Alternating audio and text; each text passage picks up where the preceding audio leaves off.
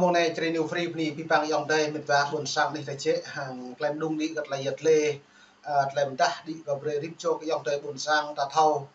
nó lúm nuôi từ nhà rồi vì cả mày hiếm bại lại cái trong hẹp lại đây mà đặt ngặt lại đây hẹp cả sát lại đây hiếm bại lại bình nhập phung dây nuôi thâu lại vừa ta bằng lần là này lại đào nón đà rê đà tiếng đà nar một thâu út lại trời hẹp hiếm bại cái hẹp lại dần các thằng thâu cho nên mày đi dòng đây một vả tại một nhà lựa đoạn về một số hội lệ nhiều này summer làm đúng ở sắp lại trời mày keng làm một lựa yêu lại một hẹp trời đó cô với đặt đây như không hẹp đặt lại đây một vừa ngại út lại hẹp đây với đặt phần nào thì không hẹp lại phần nào mà vừa ngại út lại hẹp nào với lại hẹp dần là pi bằng đã thâu sốt lại dần xong lại dần từ đại keng lại phải hình keng thâu lại dần keng thâu lát lại dần như mớ mình giờ ta mằng mày đi mằng lại cha mạng này lại dần lại chơi mày hẹp lại dần như lu đấy giờ nó đọ mong mày tư một tí có pro cái là sắp đùng này lại chỉ đùng hàng lại chơi máu mất mày hẹp đà cái lại dần như bé đút chăm lu mày lu cái lại chơi với một pre ốp chơi lại dần giàu mất cốc còn lại một hẹp ta khả đảm người lu và đảm người bé bạn nào bạn trộn nòng vật viết úp lại chơi cho nên hạn này đặt lòng lại bùi vô út lại hẹp ta mình phải xem á mông cao hay lọc đang giàu nuôi ta phân một lần ta không thầu lại đã từ ta ta bắt đầu lại ta ô lại càng giàu tạm nuôi mọi lần la lại giờ nó mình phải ăn có cặp ba pi bằng đây ở nhà cũng có số nhiều này xong lại doan lại nhiều màu này mười hẹp lại chơi này càng dạ mua xa ta càng dạ dần một hẹp dần như vậy dạ là phong tục tập quán ta một hẹp ta một hạ ta giờ nó có mềm hẹp lên này nên phối hợp lại đào sẽ màu mất phối hợp lại doan nhiều máu mất phối hợp lại mi nhiều máu phối hợp lại dây nhiều máu phối hợp lại đê nhiều máu mất phối hợp lại na là nhiều máu mất như không một luôn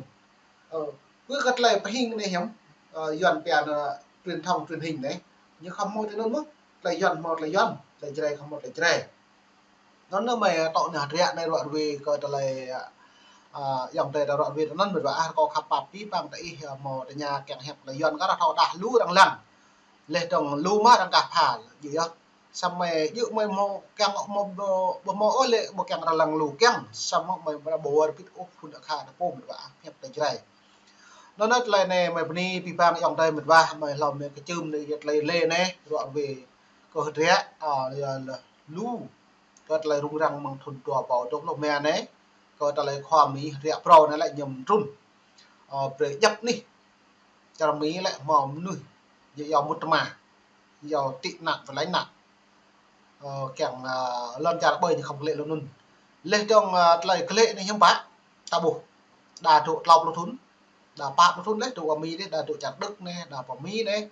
vua hiếm bảy tơ xuất lệ nó có mấy một pleng về pít bằng nặng buồn sầm thâu tôi hiện đấy khoa mấy tổng thống đồ trồng lấy như lệ hiếm bay như lệ dư khư khoa thế hạn brusa brutua từng mong thôn chụp mẹ giàu thì nản chiến tranh nó lại nhiều loại và mi đây là mi bây giờ giàu nhiệt độ nó nghe chả mi ô nó nghe nuôi mi giàu như nào của mi đây lấy kèm em có nhủ nó bỏ ra này sang hạn rồi tao đã thao hạ lại đặt liệu sang thằng nhạn nề tàu buồn sang lại là nạp viện phủ xong mất lại mình nuôi đắng nuôi tại bổ nhiệt độ chả mi như lệ chả mi lần chả nhủ nhiệt độ sang mi lại như lệ sang nhủ mà xong hạt rẻ trong thống trùm đây là như mạng họ bây giờ nó đâu nuôi mông bạn như không lệ chắn luôn đá mong mong nuôi dòng tiền đồn sẵn tại nhà vừa khét trong thông trùm này nhẹo họ bây giờ ô cả giờ em nuôi xong từ đặt làm hạt cả được lại như sốc xong đặt làm tua cả một số nhiều kẹo ngạ họ lần chả bơi thì không thể nào tôi lần chả một xa đó lại để gá gì đẹp nào đó lại ta đoạn ra đấy đà lại bơi đào một tí nào ta là một chùm nó bắt nước Mỹ hay này trong Mỹ hay này lại lũ dòng tề buồn sàng đá rung mơ cật lời mừng niệm có nạp thật rẻ như giàu ra soát như người di cư mạng mừng 2001 lên mạng một thôn chục lô me để trong 2001 ở đằng ra soát trúc là 2025 này hiếm bạc bình mò làm a này như độ suy thôn lấy vô cất nhiều màu quốc tịch này đa cất những bộ màu quốc tịch này đa là nhiều một lấy so đa những bộ màu trôn đa là nhiều trôn thuế này nó kẹt đặt lấy phần Mỹ là đọc suốt vì tội trôn thuế này vì tội như giàu tai nạn xe này, vì tội gọi là trộm cắp này, vì tội buôn bán này, bộ hiệp dọn như lại nó rằng không trục xuất kẹo rất là phiền mỹ bút chúng ôm nữa bơm nuôi bình tin nạn chính thức còn ta lại mò làm ăn cái gì mò trục xuất ốc đang có thể là trục xuất mà 30 năm 40 năm có thể là trục xuất mà vừa ra cất lại ta tôi chẳng biết là lãnh nạn đúng lãnh nạn trình có ta lại là em chẳng mi lớn nước Mỹ là nước tự do nước vậy nước tự bán lại rem lại thâu lại reng lại mạ phọn càng đi pia càng cái càng vậy càng mạ phọn đấy chứ xây dựng sản nó là pia là châu y liệu vật cái ipo một kiến thức ipo lại rõ vi lại bắt em pre cật lại hiền đã buồn sẵn đã chả mi là bị chặt đầu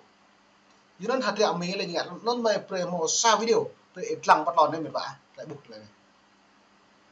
Ngày 30 tháng 11 năm 2025, không khí mùa đông lạnh giá, nhưng trong cộng đồng người Việt tại Mỹ và Đức còn lạnh hơn là nỗi lo về chính sách di trú mới. Những cuộc kiểm tra gắt gao, chiến dịch trục xuất dồn dập khiến nhiều gia đình hoang mang, lo sợ cho tương lai đã dày công xây dựng. ICA ở Mỹ và chính quyền Đức đều tăng cường kiểm tra, đặc biệt nhắm vào các cơ sở kinh doanh nhỏ của người Việt. Mỗi ngày lại có thêm câu chuyện về người quen bị bắt giữ, bị trục xuất, khiến không khí càng thêm căng thẳng. Không chỉ người chưa có giấy tờ, mà cả những người đã sống hợp pháp hàng chục năm cũng bất an. Đằng sau mọi trường hợp trục xuất là một gia đình tan vỡ, những đứa trẻ có nguy cơ mất cha mẹ, người già mất nơi nương tựa. Những giấc mơ Mỹ, giấc mơ châu Âu bỗng trở nên mong manh hơn bao giờ hết. Cơn bão này không chỉ là con số thống kê mà là nỗi đau thật sự của cộng đồng. Giờ là lúc chúng ta phải đối mặt sự thật, hiểu rõ tình hình để cùng nhau vượt qua thử thách này.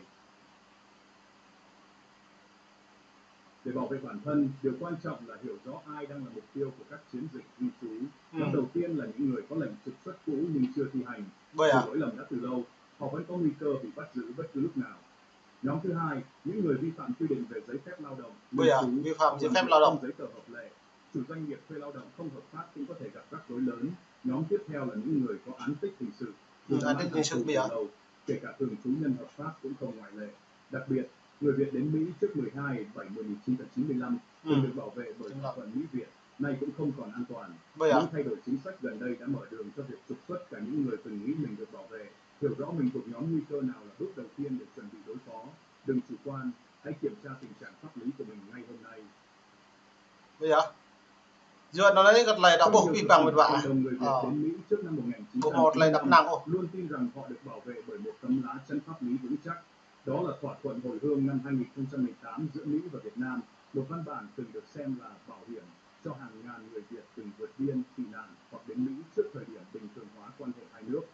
Nhiều người lớn tuổi vẫn còn nhớ rõ cảm giác an tâm khi nghe tin về thỏa thuận này, tin rằng mình sẽ không bị trục xuất về Việt Nam, nơi họ từng bỏ lại tất cả để tìm kiếm tự do. Tuy nhiên, theo thời gian, các chính quyền Mỹ đã thay đổi cách nhìn nhận về thỏa thuận này. Những gì từng được coi là cam kết vĩnh viễn giờ đây bị diễn giải lại, trở thành một điều khoản có thể thay đổi tùy theo bối cảnh chính trị và quan hệ song phương. Nhiều luật sư và chuyên gia di trú đã cảnh báo rằng sự bảo vệ này không còn chắc chắn như trước và những người từng nghĩ mình an toàn giờ đây phải đối mặt với nguy cơ bị trục xuất bất cứ lúc nào. Đến năm 2020, một biên bản ghi nhớ mới được ký kết, mở ra cánh cửa cho việc trục xuất cả những người Việt đến Mỹ trước 1995, miễn là phía Việt Nam đồng ý cấp giấy tờ nhân lại. Điều này đánh dấu một bước ngoặt lớn khi những người từ Việt Nam có nhân lại nuôi người Việt vậy à? Tuyệt đối, nhiều gia đình bắt đầu lo lắng tìm đến các tổ chức cộng đồng. Giờ nó dia kat lai mem dung pi pang pro nan lai ada data bomo lu hon tat lang lai video này tarung pema merusa bing nuôi cộng đồng tina merusa kata lai ding này hiểm bạ ta này rằng chụp việc lệ bing bomi ta đang tị nạn hiểm bạ ta tùy việc ta bị chặt nhau lại giờ nó pre thau pien ka hadiat này dòng David vạ ta lai này lại bộ dự rằng mắc bing nuôi tị nạn pro này rằng mắc bing nuôi lãnh nạn thời như chiến tranh thời chụp lô me thì thiếu thuộc cái dạng lên bình non lệ rằng mạ vừa bình nhô là một số đèn lên đa như trôn thuế là đa tai nạn này lại sau qua mi đi lại nó bây giờ sau hạn này đặc biệt đoạn này mạ này mộ lâm cái sau thôn này sau màu me thôn đập lúc thôn mỗi năm có năm tương là có bút lại sau mông nó nhiều chùm vật lên từng nhiều trục xuất ý một quyền cho nên từ nuôi hiệp bình brau đó đang tự nạn là tự chọn là con nào bộ kem ô lại vừa cắt lại đáo bà đã vừa cắt lại lút lẫn la đang cho bảo vệ kẹo rồi còn luật UN hàng này đang bảo vệ lên đang pia đoạn itu beri đang chơi program bị plotun berdasar plotun berdasar lau plotun mong nó đang lăng cái chấp này mong nó đang tạo điều kiện với đại tùy liệu hồi hướng berdasar lần trả lại ngay berdasar cả 4 ngày ô ít tui ngoại giao nó đấy càng lệ và để càng trộn nó quyền thế phố nó một vả nằm một bên ô lên lần chả mấy là lần chả tập phố nằm một bên nó chả thái lần chả thái phố tua lần chả thái hoặc chả mấy lấy chừng nuôi anh đi giàu lãnh nạn đôi trong cái buôn sẵn mong này chơi new free đi bằng vài buôn sẵn tạm tạm buôn sẵn nằm rung răng ô sam ta kết lên một lên sau cái nhiệm vụ muốn cái nhiệm vụ làm trục xuất cái nhiệm vụ đôi nó một vả nên đi bằng mong nhiệm vụ tao mới đùng đa rồi lại khách